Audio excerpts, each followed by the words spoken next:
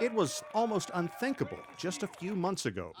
Now Democrats, the Reverend Raphael Warnock and 33-year-old John Ossoff, the son of Jewish immigrants, will be representing Georgia in the U.S. Senate. It was a phenomenal outcome, and we saw this coming. We've been organizing for 10 years. We've been marching, we've been protesting, we've been registering people to vote, and now we see the outcome of that. When talking about change in Georgia, Vice President of the Atlanta NAACP, Gerald Griggs, says one name repeatedly comes to the top: Stacey Abrams. Abrams is quickly becoming a household name across the United States. Now, 2 years ago, she lost a hard-fought gubernatorial race against Republican Brian Kemp. It was a contest tainted by allegations that the GOP removed 1.4 million people from voter registration. After she lost, Abrams became a tireless fighter against voter suppression. But it wasn't just the strength of organizing that allowed the two incumbents to unseat Republican U.S. senators. You just can't let them steal the U.S. Senate. You can't let it happen. Still stinging from his loss in the presidential race, Donald Trump unleashed his temper and his fury on Georgia's Republican election officials. Despite zero proof, Trump has wrongly claimed that the race was stolen from him.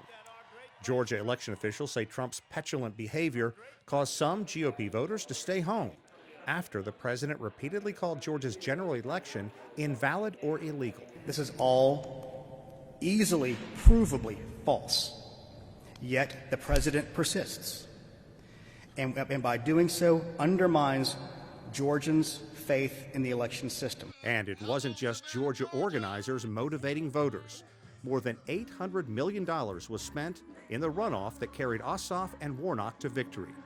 Many people like Craig Underwood from Boston came from out of state in an effort to fight voter suppression in Georgia and change the balance of power in Washington. And I didn't want to wake up this day and do shoulda, coulda, woulda. If things didn't turn out as great as they turned out, I didn't want to be kicking myself in the butt. Underwood comes from longtime political stock. His father, Cecil Underwood, a Republican, was a two-time governor of West Virginia. You don't concede when there's theft involved.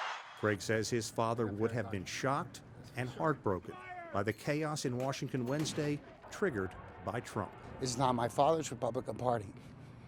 I'm sickened by what happened today at the Capitol, and I know he would be too. Georgia, a longtime conservative stronghold, is changing, and rapidly. It is estimated that in as few as 5 years, whites will no longer make up the majority in the state. Griggs says now is a time for serious conversations about inclusion for all. But if they're not ready to have that conversation, then they need to understand that there's a new majority in this state, and we're going to continue to grow. Sean Caleb's, CGTN, Atlanta, Georgia.